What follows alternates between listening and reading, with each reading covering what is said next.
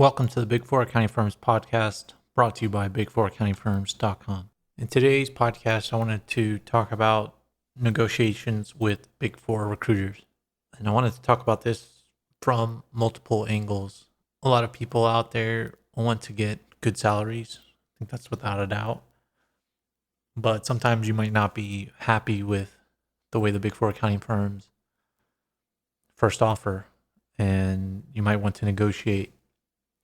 The only problem is that there's not too much leeway with Big Four accounting firm recruiters as far as salary ranges. And I'm comparing this to negotiations with industry or maybe smaller firms. The one advantage of the Big Four accounting firms, though, is that they can offer typically the most money on average for a CPA. And this will change over time in your career based on your specialization and how many years of service you have.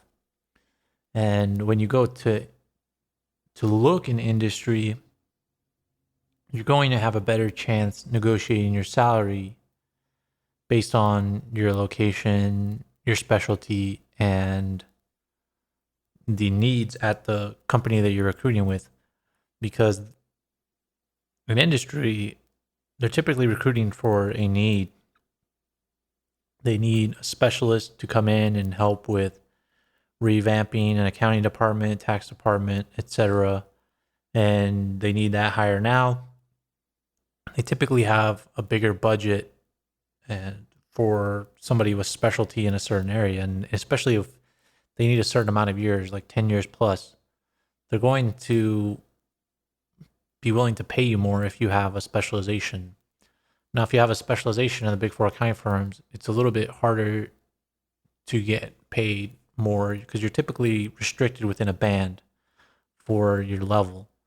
If you are very specialized, then you can make a lot of money and you can make a case for that. But typically you're restricted, and a partner has to make an exception to get you out of that restriction. But also another thing to keep in mind is that Big Four accounting firm recruiters they might not be the nicest people when you deal with them. And this is hardest to deal with when you're a new hire or you're coming into the Big Four accounting firms, because they're basically the only person you're going to interact with. You're not going to really get a chance to interact with a partner. But if you're about to join the Big Four accounting firms, or maybe you're trying to switch groups and you already have a partner that knows you or is recruiting you, then you can go to them to help to assist you in your negotiations. And this might also be pertinent now that places like PwC are allowing you to work from home. You might change your work location and they might try to reduce your salary. Having a partner help you to keep your salary close to where it used to be might be helpful.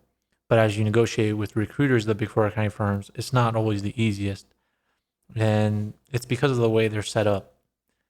And if you go to industry, you can negotiate on a lot of different things. You can negotiate a band of salary. You can typically go higher. The bonuses are better. Whereas in the Big Four accounting firms, you're going to be more recruiting based on your level. So the higher your level, whether it's manager, senior manager, associate, senior associate, that's really going to set where you can jump in salary. For example, you can't be a manager and making as much as a senior manager with your same credentials. For example, you could make as much as a senior manager typically as a manager if maybe you have a law degree or an extremely specialized degree, but otherwise you're going to be restricted by your title. So that's a way to negotiate in the Big Four accounting firms, is to get a promotion, try to get a higher level, or if you have a higher degree. Those are going to be the typical things that are going to move your salary a lot. This episode is brought to you by Boomer. Boomer helps you ace the interview at the Big Four accounting firms, and it does this by helping you practice on questions typically asked on the Big Four interview. And if you use the link or promo code And if you use the link, which goes to tryboomer.com/big4, or the promo code BIG4, then listeners get 10% off their purchase. So go ahead and check out their website, tryboomer.com, and see if you like all the tools they have that can help you prep for your Big Four interview, and you do choose to purchase it. Make sure to use the link in the show notes, because with that link, you're going to get 10% off, or make sure to use our promo code. All the details are in the show notes. Another thing might be the years of experience. But if you're going in industry, it's a lot easier to negotiate based on my experience and the people that I've spoken to as well. They typically are willing to pay more because they have a need at that time. They're not really skilled at negotiating with accountants, and they have a need at that special time. So you might be able to negotiate. But another thing too is generally you can always come back to the Big Four accounting firms after you leave and use that to bolster your salary. You can stay there, gain more experience, and then move out again. And it's a lot harder to move between industry companies unless you're specialized, unless you're well networked. But you can always move back to the Big Four accounting firms, because the Big Four accounting firms, if you're an accountant, because they're always going to need credentialed accountants, and they're willing to pay for that, and they typically have a need for that. But it's just, if you're dealing with Big Four recruiters, Big Four HR, it might be a little bit difficult negotiating with them. And just know that that's commonplace, and there's not a lot of movement unless you have a partner in your corner. If you don't have a partner in your corner that really wants you on the team, there's not going to be a lot of movement, and you're going to face people with really bad attitudes. I haven't interacted with too many Big Four recruiters or talent personnel, whatever you want to call them, who are very helpful or nice about salary negotiation. They're very matter of fact. They're very restricted.